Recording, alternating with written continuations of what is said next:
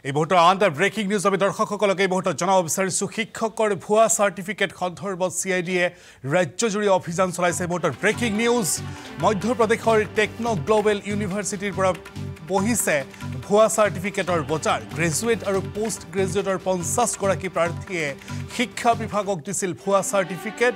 ভুৱা চাৰ্টিফিকেটৰ বিৰুদ্ধে নগাঁও ধিং দক্ষিণ খালমাৰাত চলিছে বৃহৎ অভিযান। ঘটনাৰে জড়িত কেইবাজনো ব্যক্তি বৰ্তমান পলাতক বুলি জানিব পৰা গৈছে। আমি পুনৰবাৰ দৰ্শকসকলক উল্লেখ কৰিব বিচাৰিছোঁ শিক্ষকৰ ভুৱা চাৰ্টিফিকেট সন্দৰ্ভত ৰাজ্যৰ ভিন্ন প্ৰান্তত এই মুহূৰ্তত CIDয়ে অভিযান চলাইছে। মধ্যপ্ৰদেশৰ টেকনো গ্লোবেল ইউনিভাৰ্চিটিৰ পৰা বহিছে এই ভুৱা চাৰ্টিফিকেটৰ বজাৰ। গ্ৰেজুৱেট আৰু পোষ্ট গ্ৰেজুৱেটৰ 50জন প্ৰাৰ্থীয়ে শিক্ষা বিভাগক দিছিল ভুৱা চাৰ্টিফিকেট আৰু ভুৱা চাৰ্টিফিকেটৰ বিৰুদ্ধে নগাঁও ধিং দক্ষিণ খালমাৰাত চলিছে বৃহৎ অভিযান। ঘটনাৰে জড়িত কেইবাজনো ব্যক্তি বৰ্তমান পলাতক বুলি জানিব পৰা গৈছে আৰু একেলগে ৰাজ্যৰ 20টা প্ৰান্তত CIDয়ে অভিযান চলাইছে বুলি জানিব পৰা গৈছে। আমি এই মুহূৰ্তত শেহতীয়া আপডেটৰ সৈতে আমাৰ সৈতে পোনপটীয়া সম্প্ৰচাৰত সংযুক্ত হৈছে আমাৰ জ্যেষ্ঠ সাংবাদিক বিতুপন বৰা CID কাৰ্যালয়ৰ সন্মুখৰ পৰা।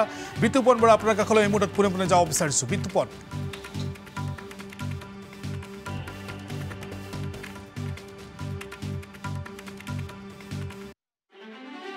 খবৰ যেহেতু এখন ইউনিভাৰ্চিটি মধ্যপ্ৰদেশৰ আৰু মধ্যপ্ৰদেশৰ যিখন ইউনিভাৰ্চিটি সেই ইউনিভাৰ্চিটিখনৰ নাম লৈ পেলাই বৰ্তমান সময়ত গুৱাহাটীৰ বিভিন্ন ঠাইত বিভিন্ন যি টিচাৰ্ছ সেই টিচাৰ্ছে বজাৰ মেলিছে আৰু চাবলৈ গ'লে পোষ্ট গ্ৰেজুৱেট আৰু গ্ৰেজুৱেটৰ নাম লৈ বিভিন্ন যি ইউনিভাৰ্চিটি সেই ইউনিভাৰ্চিটিৰ যি স্বত্বাধিকাৰী হোৱাও সেই প্ৰমাণ ইতিমধ্যে পাইছে CIDৰ দলে।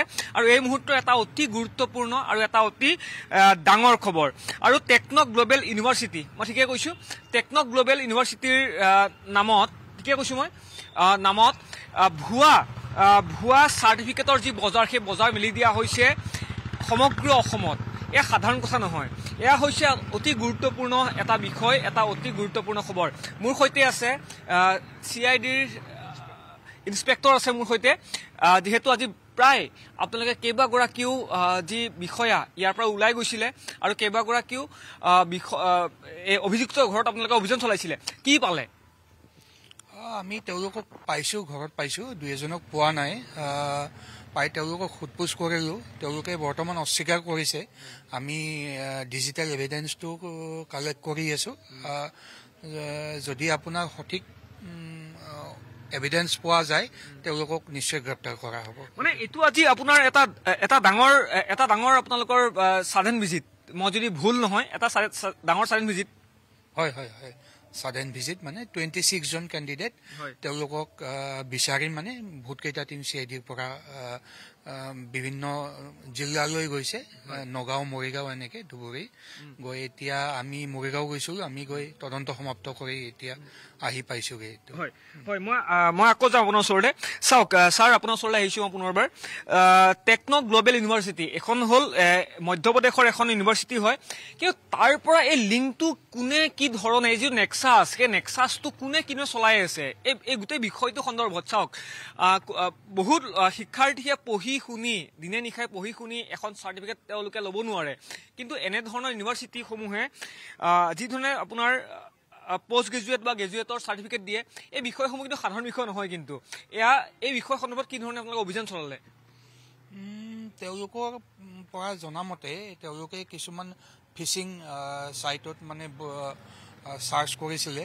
তেনেকৈ তেওঁলোকক কিছুমান বাহিৰৰ দুষ্ট চক্ৰই তেওঁলোকক কিছুমান লোভ দিছিলে এইটো ইউনিভাৰ্চিটিৰ নামত দি, তেনেকৈ তেওঁলোকে কিছু ধনৰ লেনদেন কৰি তেনেকৈ তাৰ পৰা চাৰ্টিফিকেট পোৱা বুলি তেওঁলোকে কয়। কিন্তু আমি যেতিয়া যোগাযোগ কৰিছিলোঁ সেই ইউনিভাৰ্চিটিৰ লগত, তেতিয়া তেওঁলোকে কয় যে এই চাৰ্টিফিকেটবিলাক ভুৱা।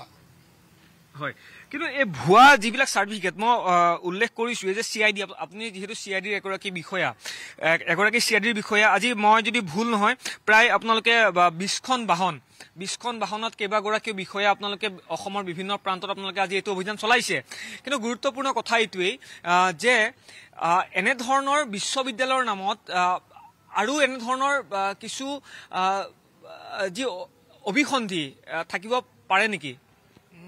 তেনেকুৱা মানে কিছুমান দুষ্ট চক্ৰৰ বাহিৰৰ তেনেকুৱা বিভিন্ন ধৰণৰ ইউনিভাৰ্চিটিৰ নামত তেনেকুৱা কৰিব পাৰে কিন্তু এতিয়া বৰ্তমানলৈ আপোনাৰ ধন্যবাদ জ্ঞাপন কৰিছো এই মুহূৰ্তত বিতুপন বৰা আপোনাক পোনপটীয়া সম্প্ৰচাৰণত সহযোগিতা আগবঢ়োৱাৰ বাবে আছিলে আমাৰ জ্যেষ্ঠ সাংবাদিক বিতুপন বৰা আৰু বিতুপন বৰাই CIDৰ মুখ্য কাৰ্যালয়ৰ পৰা এইদৰে CIDৰ এগৰাকী বিষয়াই আজিৰ দিনটোত চলা এই অভিযানৰ বিষয়ে এইদৰে বিতং ৰূপত আমাৰ সাংবাদিকৰ সন্মুখত আমাৰ কেমেৰাৰ সন্মুখত প্ৰকাশ কৰা পৰিলক্ষিত হৈছে আমি পুনৰবাৰ উল্লেখ কৰিছো ৰাজ্যৰ প্ৰায় 20টাকৈ প্ৰান্তত আজিৰ দিনটোত CID অভিযান চলাইছিল একেলগে আৰু এইদৰে ভুৱা চাৰ্টিফিকেট বা ভুৱা ডিগ্ৰী লোৱা এইসকল শিক্ষকৰ বিৰুদ্ধে এইদৰে খৰব হৈ পৰিছে CID